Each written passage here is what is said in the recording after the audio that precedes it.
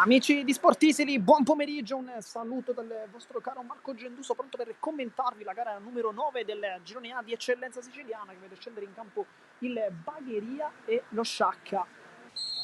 Tanto inizia il match con il primo tocco dello Sciacca. Sbaglia subito l'impostazione, Giglio va sul suo mancino, calcia verso la porta e la sblocca subito dopo 16 secondi. Giglio gli è andato sul suo mancino e poi l'esultanza con un cuore verso la telecamera. Nemmeno il tempo di cominciare, nemmeno il tempo di mettere il cronometro, che subito la partita si sblocca 1-0. Rinvio, Ordonez che punta, allarga il gioco, molto bene, cara K, vediamo cosa crea, palla su Ordonez, la controlla, Ordonez e poi il contrasto meraviglioso di Pierce, che lo ha riconquistato, facendo valere i suoi centimetri di altezza, traversone al centro, Ambro, addirittura da Moser la controlla come un muro qui e ruba il pallone, è un 3 contro 1, Ballariano ha fatto una gran giocata, Ballariano che si calcia, Ballariano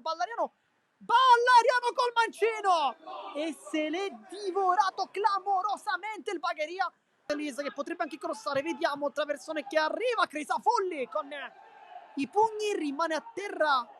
poi spampinato, viene chiesto di mettere il pallone fuori, pallone allarga, vede la giocata, Giglio che cerca ancora la porta, questa volta non calcia bene come nella prima frazione, palla fuori di molto a ribattere la partita, traversone al centro, sbuca di testa Pierce, non riesce a impattare, poi conclusione bellissima da parte di chi se non Desiderio Caruffo che fa 1-1, gran gol col mancino, sotto l'incrocio Crisafulli non può fare nulla.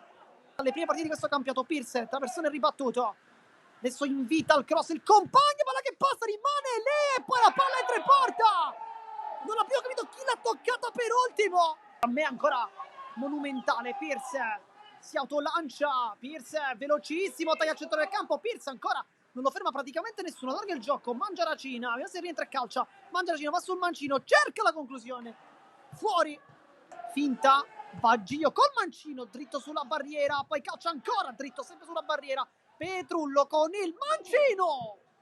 palla che esce di molto, ma sembrava essere partito meglio questo tiro. Interno Ballariano fa una grande difensiva, poi sbaglia per un dribbling di troppo! E poi segna Retucci, lo dicevamo, non aveva ricevuto palloni, lo ha fatto adesso e ha segnato 1-3. Rallenta un po' il ritmo, ma manca veramente 50 secondi, traversone, Retucci ancora! 1-4. Costa finta di rilanciare, lo vuole fare adesso ma non c'è più tempo perché finisce la partita, vince lo Sciacca con il risultato di 1-4.